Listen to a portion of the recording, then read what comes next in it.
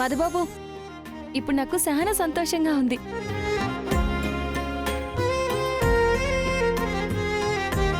మా అన్నయ్య ఈ లోకంలో అన్నిటికంటే మా వదిన్నే ఎక్కువ ఇష్టపడుతున్నాడు మధుబాబు. ఆపుదావు నీ సోది. ఏంటి మధుబాబు, మా అన్నయ్య గురించి చెప్తుంటే మీకు సోదిలా అనిపిస్తుందా? పెళ్ళాన్ని ఎలా ప్రేమిస్తున్నాడో కనిపించట్లేదా? హే ఎర్రబసు, చాలా ఆపు మీ అన్నయ్య ప్రేమ పురాణం. కోప్పడకండి మధుబాబు. నేను కోప్పడకూడదంటే నువ్వు నాకు కోపం తెప్పించే మాటలు మాట్లాడకూడదు. Okay okay.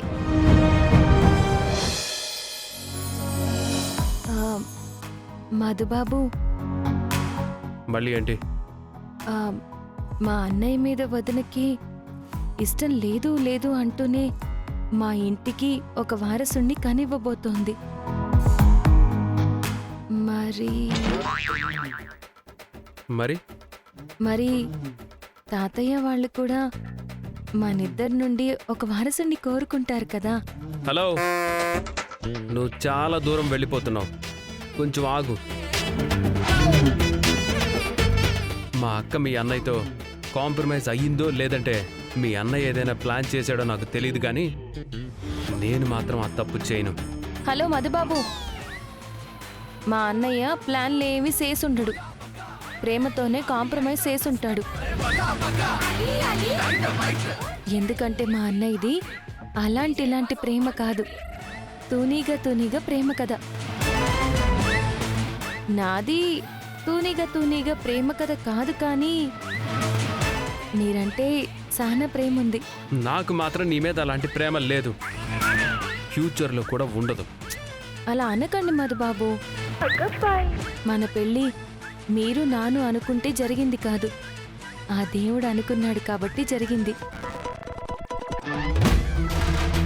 ముందు ముందు జరగాల్సినవి కూడా మీరు నాను అనుకునే జరిపించాల్సిన అవసరం లేదు, ఆ దేవుడే జరిపిస్తాడు. పగటి కలలు కనకు. ఇవి పగటి కలలు కాదు మధుబాబు, నిజాలు. నాను కోరుకోకుండానే మీతో పెళ్లి జరిపించాడు ఆ శివయ్య.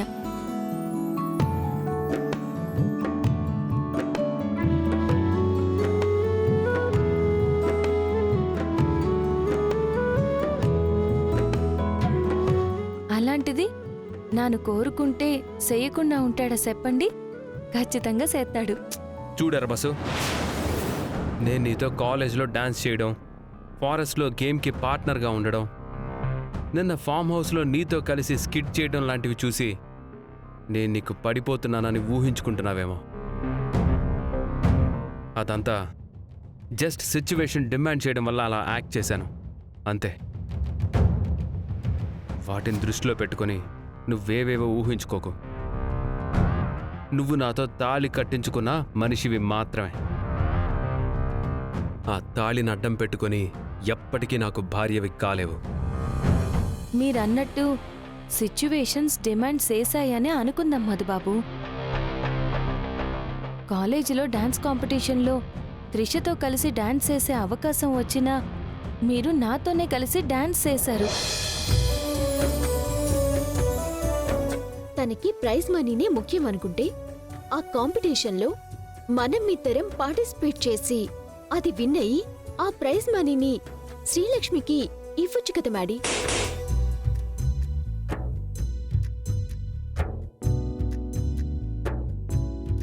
ఫారెస్ట్లో కూడా త్రిషతో కలిసి గేమ్ ఆడే అవకాశం వచ్చినా మీరు నాతోనే కలిసి గేమ్ ఆడారు కదా. ఎవరెవరు ఒక టీంగా ఉంటారో మీరే నిర్ణయించుకోండి. నువ్వు ఈ అమ్మాయి ఒక టీంగా ఉంటారా?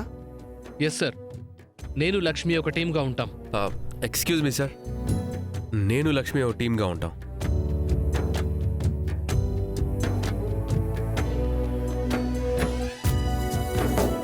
అదంతా మీరు నాను అనుకున్నదో సిచ్యువేషన్ క్రియేట్ చేసుకున్నదో కాదు మధుబాబు. ఆ భగవంతుడు మన కోసం క్రియేట్ చేసిన సిచ్యువేషన్స్. ఏమో, ఈ ఇంటికి వారసుని ఇవ్వాల్సిన సిచ్యువేషన్ కూడా క్రియేట్ చేస్తాడేమో కదా మధుబాబు. అలాంటి సిచ్యువేషన్ని ఆ దేవుడే క్రియేట్ చేసినా నా మనసు మార్చలేడు. అనవసరమైన ఆలోచనలు పక్కన పెట్టి నీకు ఇష్టమైన స్టడీస్ మీద కాన్సన్ట్రేట్ చేయి. అలా కాదు అని నువ్వు ఈ మ్యాడీ మీద కాన్సన్ట్రేట్ చేసావంటే ఈ మ్యాడీ నిన్ను ఇంట్లో నుంచి బయటికి పంపడం మీద కాన్సన్ట్రేట్ చేయాల్సి వస్తుంది. Mind it. మధుబాబు,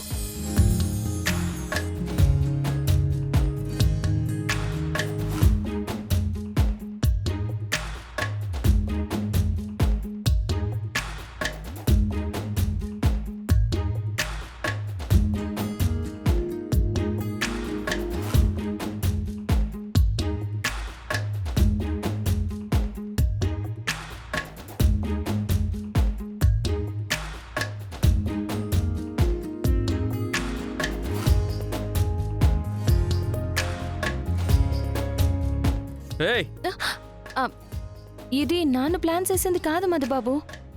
అసలు నేను ఎవరు పట్టుకోమన్నారు? అదేంటి మధుబాబు, మీరు పడిపోతుంటే సూత్తు ఎలా ఉంటాను?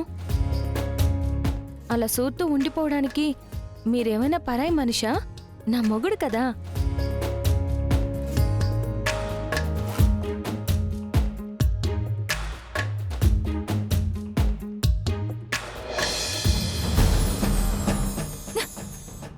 ఏంటత్తయ్య ఇలా జరిగింది?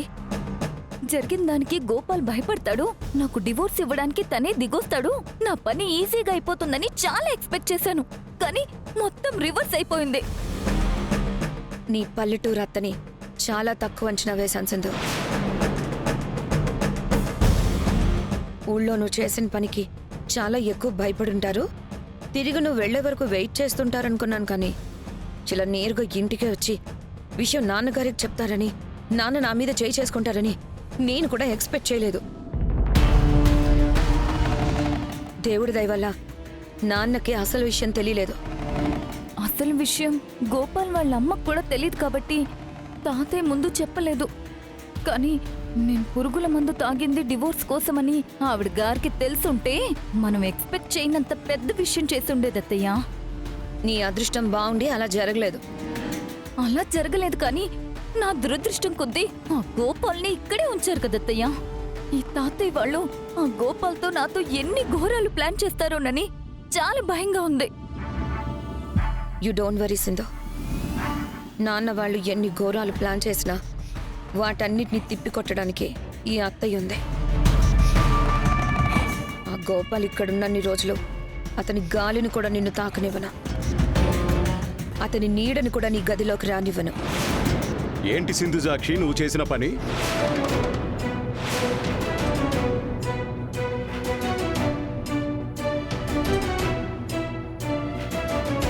అసలు గోపాల్తో నీకు సమస్య ఏంటి? అది నాన్న మన సింధు నువ్వు ఆగు ప్రియమదా. పిల్లలు తప్పు చేస్తే బుద్ధి మాటలు చెప్పి సరిచేయాల్సిన నువ్వు కూడా సింధుజాక్షిని సరిచేయలేకపోతున్నావా? సరిచేయడం సంగతి పక్కన పెడితే నువ్వే దగ్గరుండి చెడగొడుతున్నావేమో అని అనుమానం వచ్చేలా ప్రవర్తిస్తున్నావు.